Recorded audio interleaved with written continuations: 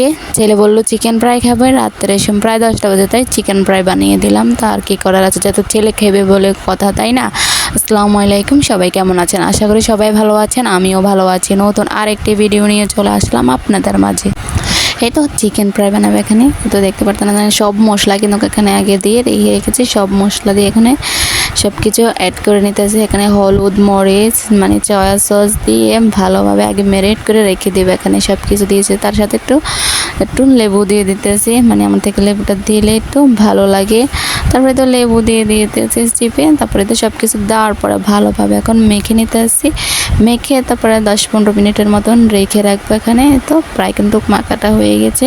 মাখার পর এখানে সব কিছু দিয়ে তারপরে একটু ঢাকনা দিয়ে রেখে এই তো এখানে প্রায় কিন্তু মাখা হয়ে শেষ হয়ে গেছে আমার। এখন ভালো করে এই তো দেখতে পাচ্ছেন, এখন রেখে দেবো। আর এখানে কিছু বিস্কুটের গুঁড়া, আপনারা চাইলে ঘরে, আমার ঘরে মানে বিস্কুট ছিল, টুস বিস্কুট, ওগুলো আমি গুঁড়া করে নিয়েছি। তারপরে তো এখানে ডিমটা ব্লেন্ড করে নিলাম।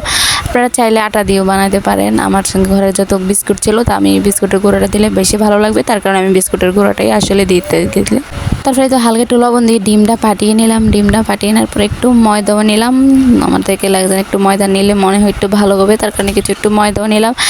ময়দাটার সাথে একটু হালকা একটু মানে তেল দিয়ে একটু, তার সাথে কিন্তু তেল দিয়ে একটু মেখে ঝরঝরে করে তারপরে একটু বিস্কুটের গুঁড়াগুলো দিয়ে দিলাম।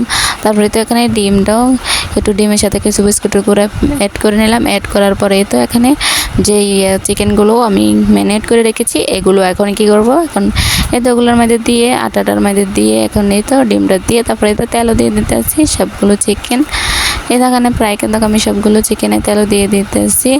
তারপরে তো এখন বসাই দিয়ে দিলাম সবগুলো, এখানে ভালো করে মেখে এখন দিয়ে দিতেছি। কিন্তু তবে কিন্তু বেশি হয়ে গেছে, যাতে আমরা মা ছেলে দুইজন, তবে আমাদের ওজে কিন্তু বেশি হয়ে গেছে। তো চিকেন কিন্তু যেটা আগে দিয়েছি, এটা কিন্তু ওই সময় আবার কিন্তু গ্যাসটা খুবই লো হিটে আসলে, তারপর আস্তেই ডিম করে দিয়েছি। কিন্তু ওই কারণে ওই সাইডটা কিন্তু বেশি হয়ে গেছে, তার কারণে তো এখানে এগুলো কিন্তু এখনো হয় নাই, তার কারণে তাই এগুলো উল্টাই নেই। আসলে আমি মনে করি ঘরোয়াভাবে পদ্ধতিতে খাওয়াটাই বেশি বেটার বাইরে থেকে। তারপরে এত রাত্রে কিন্তু বাইরে থেকে আনাও সম্ভব না, যেহেতু আমার বাড়িটা দোকান থেকে অনেকটাই দূরে, যেহেতু গ্রাম্য একটা পরিবেশ। শহর সাইডে অবশ্যই সবসময় পাওয়া যায়, কিন্তু গ্রামে কিন্তু আপনার চাইলেও সবসময় পাওয়া যায় না, তাই না।